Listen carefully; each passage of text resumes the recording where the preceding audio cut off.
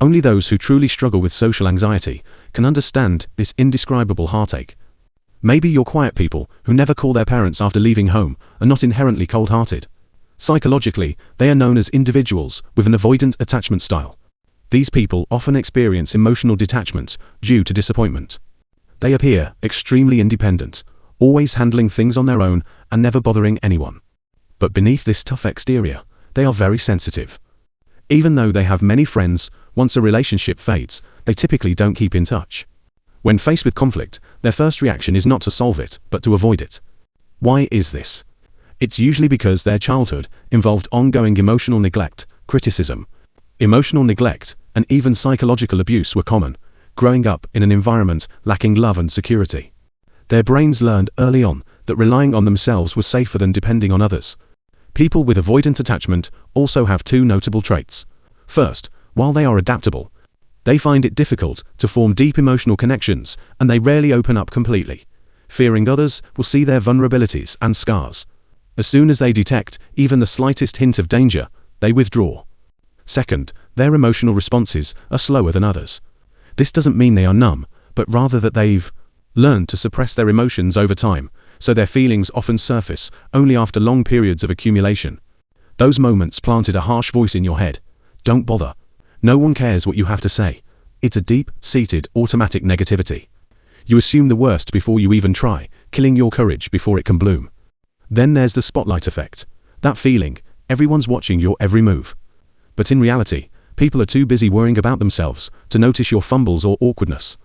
Add in high sensitivity, you pick up on others' moods instantly, but accidentally blow their reactions out of proportion. A tiny frown, a pause, and you spiral overthinking, questioning yourself, trapped in a loop of self-doubt.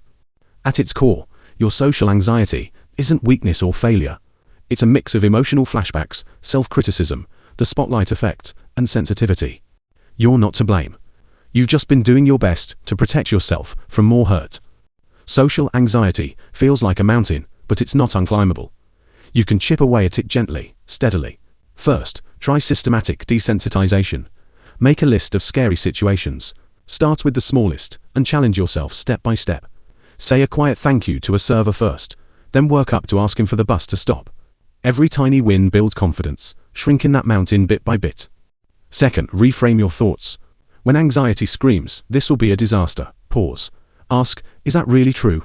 Reality is usually kinder than your worst fears. Be gentle with yourself.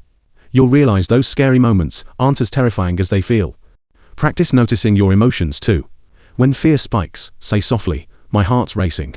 I'm nervous, but that's okay. It's just my body protecting me." Accept the feeling, don't fight it. Breathe deeply, let your body relax, let your mind settle. Lastly, and most importantly, learn to accept yourself. Social anxiety isn't a failing. You don't need to scold yourself for being too shy. You've been brave all along, quietly, persistently fighting that fear with soft strength. Dear one, you're never alone in this. Every racing heartbeat, every nervous sweat, they're proof of your quiet courage. Even small steps are steps toward the light. May you learn to make peace with yourself. Hug that part of you that's scared but kept going.